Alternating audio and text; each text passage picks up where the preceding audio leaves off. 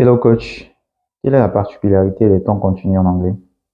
Alors les amis, ce que vous devez savoir, c'est que tous les temps continus en anglais ont tendance à exprimer une continuité. D'accord? Maintenant, en fonction des contextes, chacun pourrait donc se différencier de l'autre. Je prends le cas par exemple du présent continu. On va essayer de traduire en anglais. J'apprends l'anglais. Du coup, dans cette phrase, on veut mettre en évidence le fait qu'on apprend l'anglais. On n'a pas encore achevé la formation, donc le processus est toujours en cours.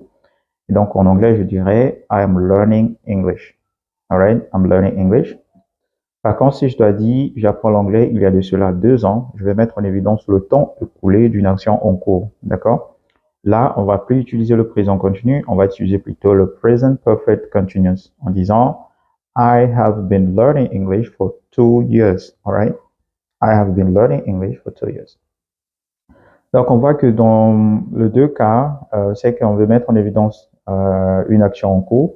Et bien entendu, le présent perfect continu essaie donc de mettre en évidence la durée écoulée d'une action en cours. Par contre, le présent continu tout simplement explique le processus en cours à l'instant T, d'accord? Alright, so thank you guys for watching the video and see you soon. Take care guys.